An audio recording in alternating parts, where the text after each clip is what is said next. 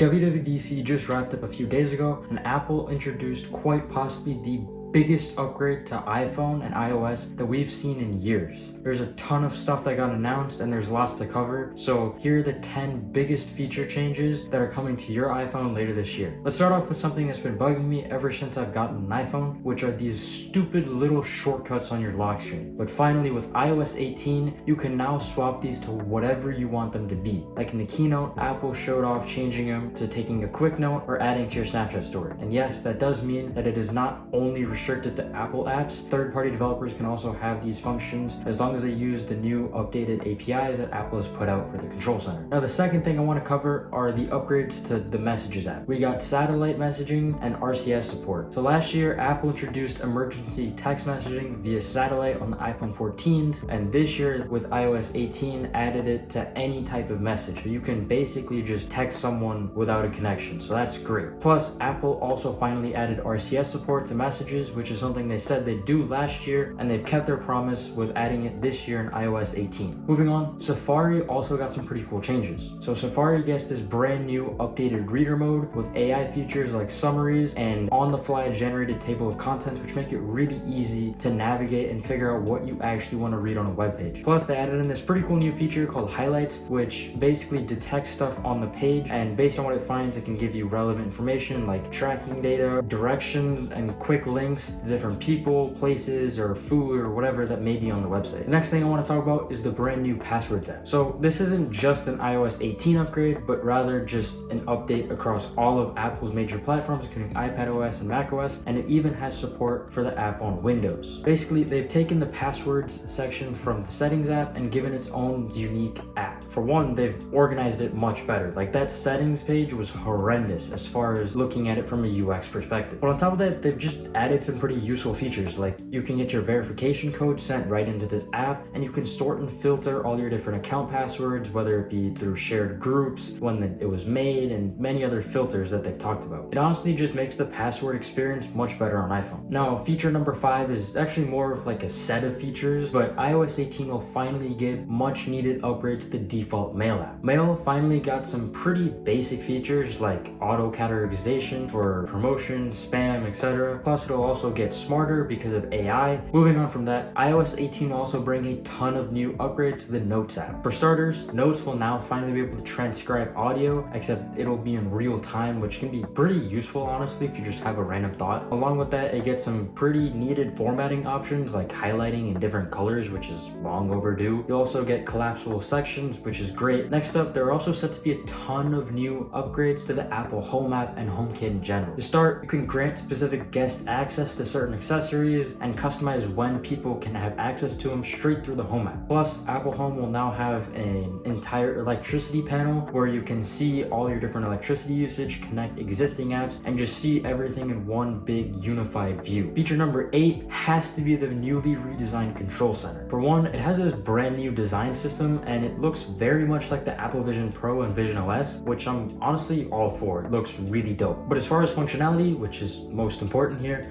there are some pretty big changes. The Control Center can now be completely customized, so you can rearrange how things are organized, add new things, remove things, and there's a whole library of tons of different actions you can perform through third-party development APIs. The Control Center also has new ways to navigate through views and pages, which are basically like the pages on your home screen except vertical. So you can now swipe up and down and see different areas of the Control Center one by one. Now, moving on from that, this is probably the second biggest feature of iOS 18, which is all of the brand new home screen customization options. Like, for example, icons. You can now customize the tint and color of every single icon in your home screen directly through an Apple-made feature, instead of having to have icon packs and go through shortcuts and all that annoying jazz. Now, these aren't 100% customizable icons. For that, you still need to have the whole shortcuts trick, but for 99% of people, this will be more than enough. They also added in a theme switcher, so if you're in dark mode, they have these brand new, really cool looking dark mode icons, which I actually really like, and you can change between them at any time. Plus, you can now move apps and widgets around wherever you want on your home screen, meaning it doesn't have to follow an exact app grid as long as it's within the boundaries of the grid. But now, it's the time you've all been waiting for. You knew this was going to be in the video,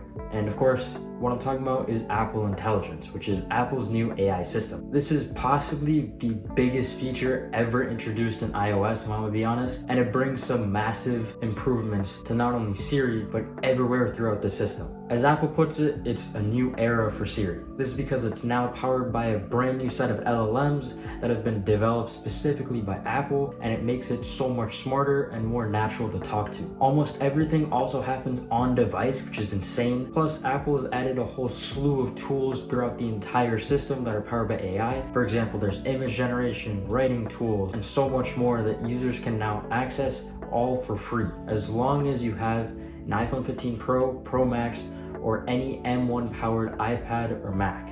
There's so much to talk about Apple Intelligence that I can't possibly cover all in this video, but don't worry, I'll be making a full video of everything you need to know about Apple Intelligence and why it's such a big deal in the coming future. So make sure you subscribe for that. But that's gonna be it from me. If you did enjoy this video or found it useful in any way, make sure to hit that subscribe button so you never miss any of these future videos that I'll be making covering everything about WWDC. But that's been it from me. I'll catch you guys in the next one.